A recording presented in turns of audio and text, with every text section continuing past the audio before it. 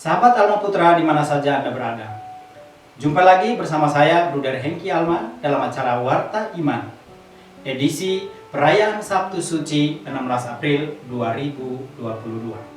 Sahabat Alma Putra yang terkasih dalam Kristus yang bangkit, perayaan Sabtu Suci merupakan perayaan puncak dari seluruh rangkaian yang sudah kita lewati bersama. Antara lain, mulai dari Rabu Abu, di mana perayaan Rabu Abu sebagai tanda memasuki masa tobat.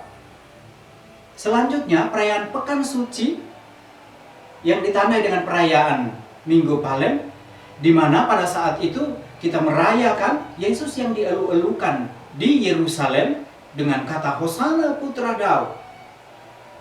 Sesudah itu kemudian kita rayakan Kamis Putih sebagai peringatan akan perjamuan malam terakhir, di mana ditekankan tentang kasih yang sejati. Selanjutnya, di hari Jumat Agung, kita kemudian mengenangkan peristiwa sengsara dan wafatnya Yesus Kristus di palang salib. Dan sampailah kita pada perayaan malam hari ini, perayaan Sabtu Suci, yang adalah puncak dari seluruh perayaan liturgi, puncak dari seluruh peristiwa penyelamatan Allah terhadap manusia yang terjadi di dalam dan melalui pribadi Yesus Kristus. Sahabat Alma Putra yang terkasih di dalam Kristus yang bangkit, bacaan-bacaan hari ini mengisahkan tentang Allah yang sejak semula atau dari kekal hingga kekal menghendaki agar manusia yang adalah ciptaan yang segambar dengannya, yang secitra dengannya, yang serupa dengannya, senantiasa selamat. Hal ini terlihat mulai dari kisah penciptaan dalam bacaan pertama, di mana semua diciptakan, semua yang diciptakan dikatakan baik adanya. Selanjutnya, di dalam bacaan kedua, kisah Allah menyelamatkan bangsa Israel dari perbudakan Mesir, di mana pada saat itu Allah hadir sebagai Allah yang mysterium tremendum et fascinosum, atau Allah yang hadir dalam misterinya yang menakutkan tetapi sekaligus menarik. Misteri Allah yang menarik itu ditunjukkan melalui peristiwa di mana orang Israel dapat berjalan melewati tengah laut, di mana di kiri dan kanan mereka air laut menjadi dinding bagi mereka. Sungguh amat luar biasa. Sedangkan misteri Allah yang menakutkan itu nampak di dalam ketika Allah hadir di dalam tiang awan dan api, melihat bangsa Mesir mengikuti bangsa Israel, mengejar bangsa Israel memasuki laut yang di kiri dan kanan menjadi dinding itu. Selanjutnya Allah memporak-porandakan bala tentaranya, membuat keretanya berjalan miring dan berat, dan pada akhirnya oleh instruksi dari Allah, Musa mengulurkan tangannya ke laut tersebut dan laut menutup para bala tentara itu. Allah sungguh tetap konsisten dengan janji-janjinya. Ia menunjukkan konsistensinya bahwa sejak kekal hingga kekal Ia menghendaki agar manusia senantiasa selamat. Bagaimana tidak? Manusia yang oleh kerapuhan dan kelemahannya jatuh dalam dosa, sebagaimana dilakukan oleh Adam dan Hawa, yang kemudian mengakibatkan terputusnya relasi kita dengan Allah. Itulah yang kemudian mendorong Allah berinisiatif untuk menyelamatkan manusia dari perbudakan dosa itu sendiri. Maka di awal perayaan malam Paskah ini, secara khusus di dalam pujian Paskah, dosa itu dipuji. Dalam kata-kata, oh Felis Kurva, oh dosa yang menyelamatkan, oh dosa yang membahagiakan. Bagaimana mungkin dosa itu dipuji? Dosa itu dipuji di dalam pujian Paskah. Sebab dosa itulah Allah mengutus putranya ke dunia dalam diri Yesus Kristus dan melalui peristiwa inkarnasi, peristiwa Allah menjadi manusia. Pertanyaannya, untuk apa Allah menjadi manusia segala? Apa Allah kurang kerjaan? Apa Allah nggak ada kerjaan lain? Halo saudara, Allah bukanlah channel TV. Allah bukanlah Indosiar, bukanlah SCTV. Yang kapanpun kita mau, kita boleh remote. Saya ingin Indosiar saja. Saya ingin sinetron ini.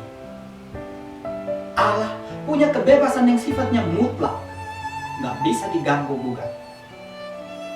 Oleh karena itu, oleh kebebasannya yang mutlak itu, dan oleh cintanya terhadap manusia, ia kemudian berinkarnasi menjadi manusia. Mengalami hidup sebagai manusia, kecuali dalam hal dosa. Sahabat Alma Putra yang terkasih di dalam Kristus yang bangkit, Allah yang berinkarnasi, yakni Yesus Kristus, harus menanggung akibat dari dosa-dosa manusia. Ia harus mengalami penderitaan, mengalami kesengsaraan, bahkan sampai wafat dengan naas, wafat di palang salib. Tetapi, saudara-saudaraku yang terkasih dalam Kristus yang bangkit, surat Rasul Paulus kepada jemaat di Roma, secara khusus bab 6 ayat 3-11 yang kita dengarkan pada malam hari ini, mengatakan Kristus telah bangkit dari antara orang mati. Ini menunjukkan kemenangan Kristus atas maut, yang selanjutnya juga membawa kemenangan bagi manusia atas perbudakan dosa. Dikatakan dengan jelas bahwa sebab jika kita telah menjadi satu dengan kematian Kristus, maka kita pun menjadi satu di dalam kebangkitannya. Itulah sebabnya pada malam perayaan malam Paskah terjadi pembaharuan janji baptis. Sebab dengan janji baptis kita memperbaharui diri dalam pembaptisan, sehingga kita tetap satu dengan Kristus di dalam kebangkitannya. Sahabat Alma Putra yang terkasih dalam Kristus yang bangkit, kebangkitan Yesus bukanlah kisah abal-abalan, bukanlah kisah receh yang dipungut di jalanan. Namun sungguh, kisah kebangkitan Yesus adalah kisah yang real, kisah yang nyata. Sebab jika Yesus tidak bangkit, maka sia-sialah iman. Hal ini dibuktikan dalam bacaan pada perayaan malam Paskah ini, yakni dari Injil Lukas bab 24 ayat 1-12, di mana para wanita yang membawa rempah-rempah ke kubur Yesus ternyata melihat batu penutup telah terguling dan makamnya kosong. Di tengah kebingungan mereka, tiba-tiba tampaklah bagi mereka malaikat yang mengatakan, "Mengapa kamu mencari yang hidup di antara orang mati? Dia tidak ada lagi di sini. Dia sudah bangkit." Selanjutnya, Petrus sendiri juga menyaksikan kubur yang kosong. Ia hanya melihat kain kafan, dan sebenarnya masih banyak bukti kebangkitan Yesus lainnya yang dapat menjadi dasar bahwa Yesus sungguh-sungguh bangkit dari maut. Oleh karena itu, kita percaya dan mengimani akan kebangkitannya. Maka dalam perayaan malam ini, melalui lilin Paskah yang bernyala, Kristus hadir sebagai yang telah bangkit dari antara orang mati. Bahwa terang lilin Paskah melambangkan terang Kristus itu sendiri yang mengalahkan kegelapan dosa.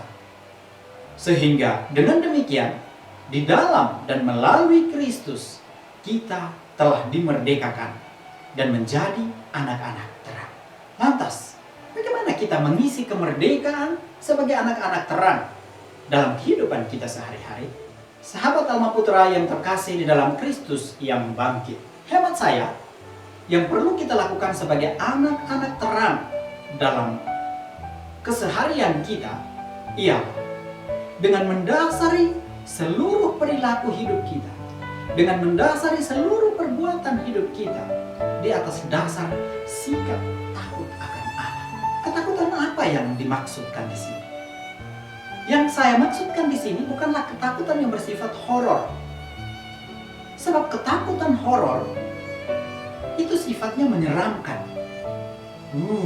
Tetapi ketakutan yang saya maksudkan di sini adalah ketakutan yang bersifat veneran atau ketakutan yang menyiramkan, ketakutan yang senantiasa memberikan berkat.